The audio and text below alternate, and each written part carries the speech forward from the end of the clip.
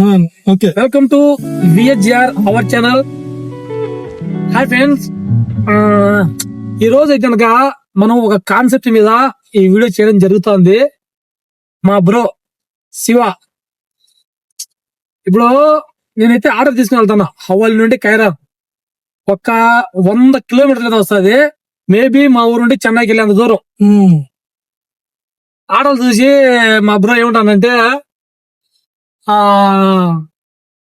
డబ్బులు బాగా సంపాదించాను కదా అంటే కైరానికి వచ్చేసి ఆర్డర్ మనకు 4.5 దినాలు ఇస్తారు. ఒక 1000 ఇలా వచ్చేసరికి మనకి మేబీ ఒక 7 కేజీ రావచ్చు. అందుకని బ్రో అంటాడు బాగా డబ్బులు సంపాదిస్తాను కదా అంటాడు.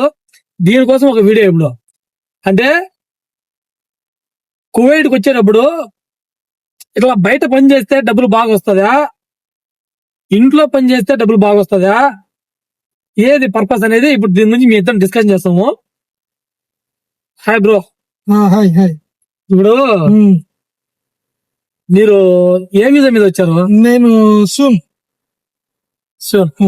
ఫస్ట్ ఆఫ్ ఆల్ మా ఫ్యాన్స్ కోసం మీ పేరు చెప్పండి. నా పేరు శివ. మీరు సూన్ మీద వచ్చారు. మీకు ఖర్చు ఎంత వచ్చింది అంటే వీసాకి ఎంత అయింది ఖర్చు? నాకు 1500 దినార్లు.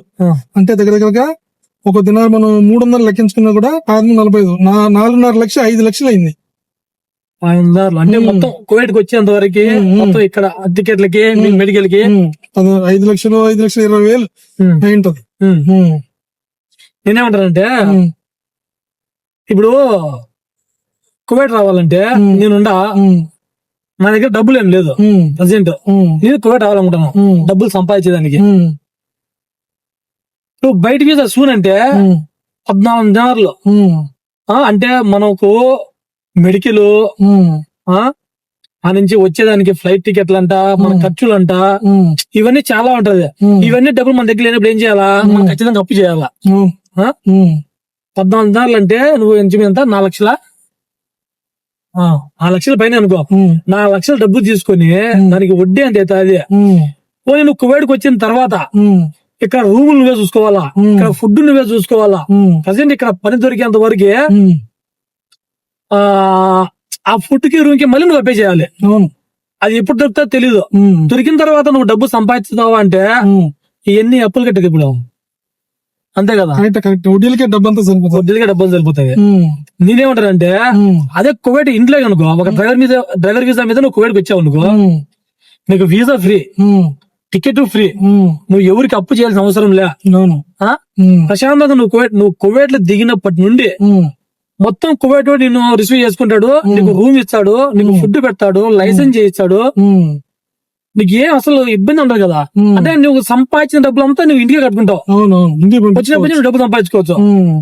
బయట వీసా నాకు తెలిసి వేస్ట్ అని అంట.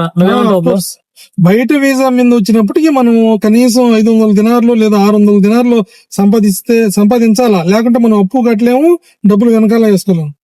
ఇప్పుడు నేను వచ్చిన వీసా అయితే కనుక నా పర్సనల్ గా నేను వచ్చిన డబ్బు అంత ఎంతో చెప్తా. నేను కువైట్కి వచ్చినప్పుడు వీసాకు వచ్చేసి 1000 దినార్లు అయింది. అంటే 10 మూల 30 3 లక్షలు. తర్వాత ఇక్కడికి వచ్చిన తర్వాత మళ్ళీ లైసెన్స్ చేయించడానికి 400 దినార్లు అంటే 4 మూల 12 అంటే 1,20,000. అదొక 3 1,20,000 4,20,000. లైసెన్స్ చేసిన తర్వాత మళ్ళీ బండి తీసుకున్నా. బండికి ఎంత 1,200 దినార్లు. 12 మళ్ళ 36 అదే 3,06,000. ఇది ఒక 4,50,000, ఇది ఒక 7,50,000, 8,10,000 చిల్లర. ఇప్పుడు నేను ఎన్ని ఆర్డర్లు వేసి ఎంత డబ్బు సంపాదించా నేను అప్పు కట్టాలా? దానికి ఎంత వడ్డీలు వస్తాయంటే 2 సంవత్సరాలు ఈజీగా అప్పు కట్టడానికి 2 సంవత్సరాలు సరిపోదు కదా. వచ్చిన డబ్బులు మన వడ్డీలు కట్టుకుంటే అసలు లెక్క ఎప్పు తీర్చాలా?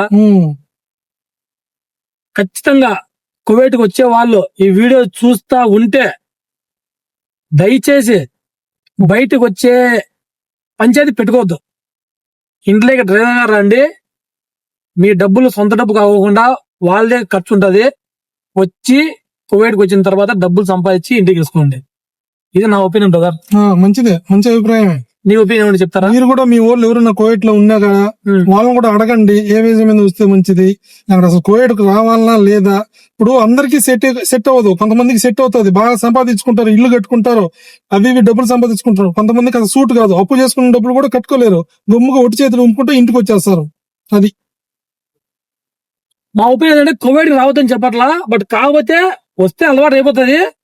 కాకపోతే కొద్దిగా ఆలోచించి మీరు కోవిడ్కి వస్తే మీకు బ్యాక్ బోన్ ఉంటుందా, ఇది మెయిన్. ఇది చాలా అంటే చాలా important. Okay okay friends, next video. మరి ఇన్ని మంచి వీడియోతో మీ ముందుకు వస్తాము. చాలా తర్వాత వీడియో చేయడం జరిగింది.